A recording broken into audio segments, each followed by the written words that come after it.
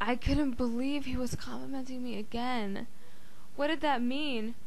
Was there any chance in the universe that he actually liked me? That he might be flirting? So did you, want to join us? I asked. The second the question left my lips, I regretted it. Of course the school sex god did not want to join our little motley crew of manga lovers. He had 1,000 better things to do with people who were 1,000 times more rich and good-looking. Then again, he just said he came to check us out. So maybe... Well, Chad barely got the 2 words out before Chelsea came prancing around the corner. Chad, what are you doing? The resident princess demanded. She tossed her long locks over her shoulder, then planted her hands on her narrow hips. She was dressed in a pair of fitted 7 jeans and a pink cashmere sweater.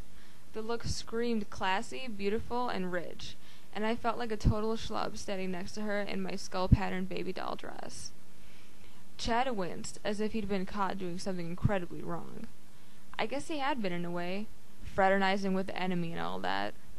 I wondered what he was about to say before she showed up. Guess now I'll never know.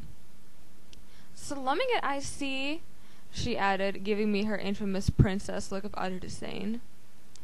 I so wanted to punch her in the face, but I reminded myself of what Miss Riley said about letting them get to me. Chelsea wasn't worth it.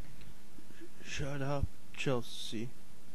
Chad muttered under his breath, so low she probably couldn't hear him. Still, he had said it, out loud.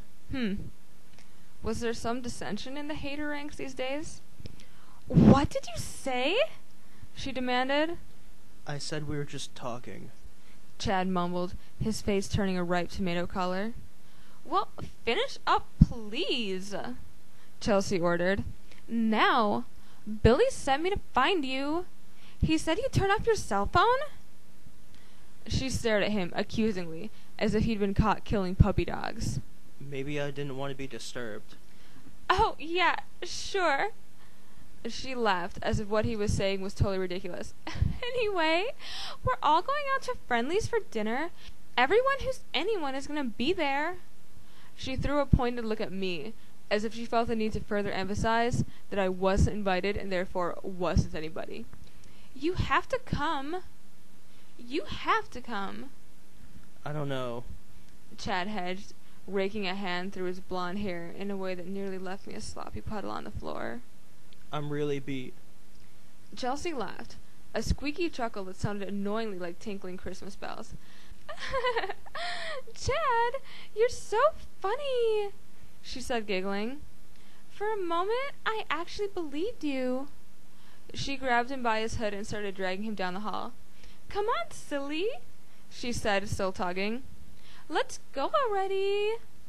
Chad allowed himself to be dragged, but kept his eyes on me.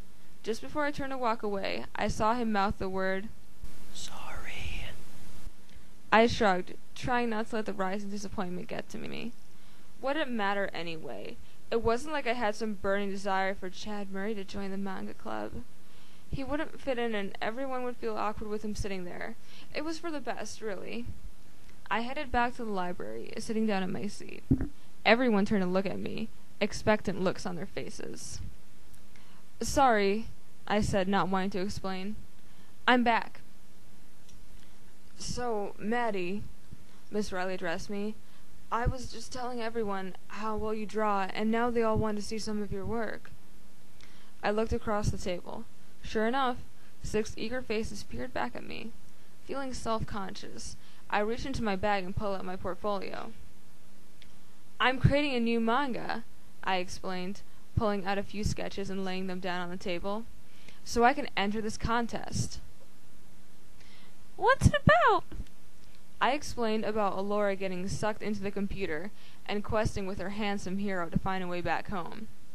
Once she's home, she retains all of her character's powers, I added, and she's able to smack down all the bullies that used to pick on her, and able to turn the school cliques upside down. She goes from a freak girl, I held out drawing number 1, to a gamer girl. I held up the still unfinished final drawing of Alora, which is what I'm calling the book. As you can see, it's not quite done yet. Wow. That's so cool. remarked Ed, picking up one of the drawings. You're really good. Totally. Agreed David. I love this one with her kicking Willie's butt here.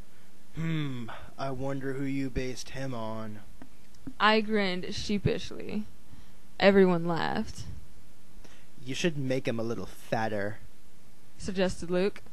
And a lot uglier, added Sarah.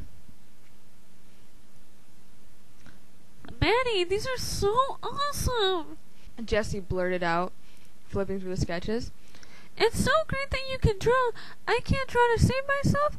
I'd love to read manga, but I think it'd be the absolute coolest thing ever to draw it.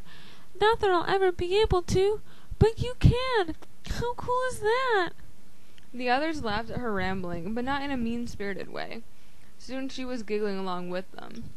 Well, maybe next week Maddie can give us a little demo, Miss Rose suggested. Teach us all the basics. A chorus of enthusiasm followed her suggestion. I smiled. How fun would that be?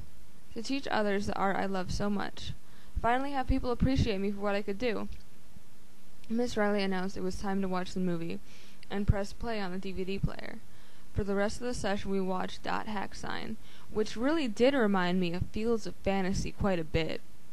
When it was over, we got up and headed to the exit together, still bantering over the finer points of the episode as we walked down the halls and out the front doors of the school, vowing to meet up again next week. I got on the late bus and sat down in the back, feeling warm and fuzzy inside. I'd met new people who were cool and nice and didn't consider me a freak. And better still, I'd been able to share my passion with them, and they actually understood why it was a big deal. This was, without a doubt, the best school day yet.